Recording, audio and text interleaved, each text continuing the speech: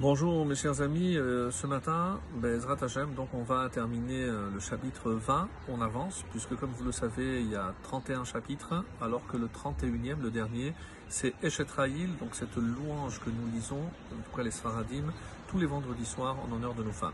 Alors ici, pour la conclusion de ce chapitre, nous allons voir avec le roi Salomon, qu'est-ce qu'on peut considérer comme la fierté.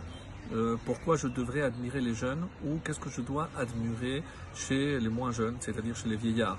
Et enfin, pour terminer, il va nous dire comment je peux purifier les fautes. Il terminera donc forcément sur une note d'espoir.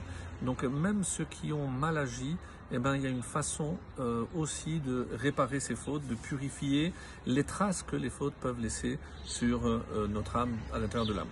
Alors, le verset 29, Kaftet, qui dit Tiferet Bachurim Kocham, ce qui fait Tiferet, la beauté des jeunes gens, Kocham, c'est leur force. Vahadar Zekenim, et littéralement la splendeur, ou ici on aurait pu dire la fierté, mais je préfère dire Hadar dans le sens de, ici, d'ornement. Et l'ornement des vieillards, Seva. Seva, désigne généralement les cheveux blancs. Donc, comme si cet ornement-là était aussi ce qui faisait resplendir les vieillards par rapport donc à tout ce qu'ils ont acquis. Qu'est-ce que c'est la vieillesse? Est-ce que c'est la sagesse acquise avec l'âge? Comme vous le savez, Zekenim ou Zaken, Zekana Chorma.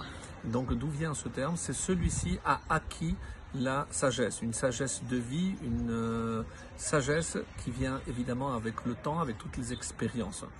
Alors, Rashi nous dit, de même que la force, c'est la splendeur, ce qui fait peut-être la beauté des jeunes, eh ben, ce sont les cheveux blancs qui constituent aussi la beauté des personnes âgées.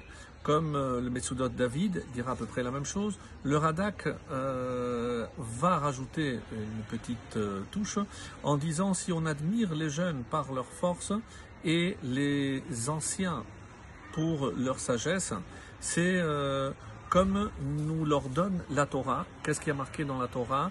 Lifne seva takum vehadarta pene zaken.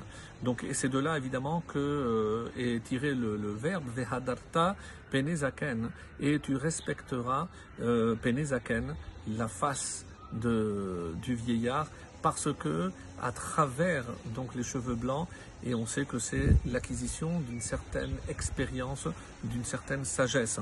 Et pour certains, donc on dit que c'est aussi la Torah, puisque plus on avance en âge, plus on acquiert de la connaissance de Torah, en tout cas c'est ce qui est souhaité, et c'est par rapport à toute cette Torah qu'il a acquise, non seulement parce qu'il la connaît, mais parce qu'il la pratique, parce que je vois dans le comportement, les personnes âgées sont plus tranquilles, sont moins colériques, etc. Donc c'est par rapport à toute cette expérience et cette sagesse qu'ils ont acquise que je leur dois du respect. Et on termine avec le verset Lamed, le verset 30, Chaburot Petza Tamruk Bera. Chaburot Petza, les meurtrissures d'une plaie.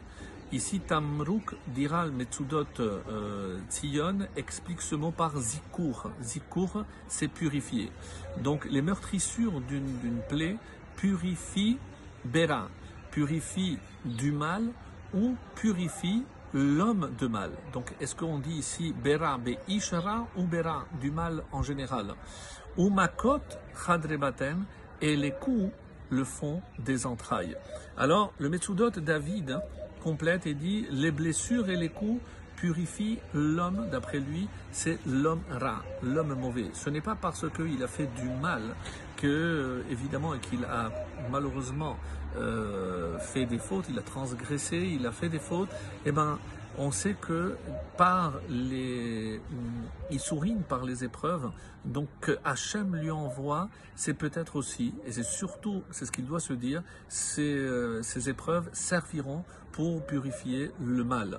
Et Yisurin, comme c'est rapporté dans Berachot 5a, Yisurin memarekin kol avonotav.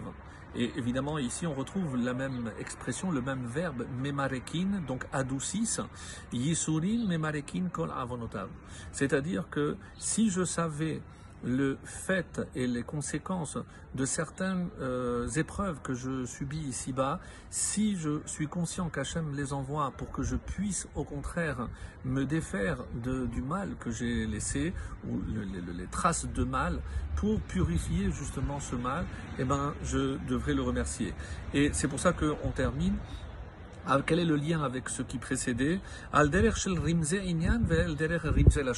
allusions par rapport à des concepts et aussi au langage. Là-bas, on avait dit que la force, c'est ça, c'est la splendeur, c'est ça ce qui constitue la beauté.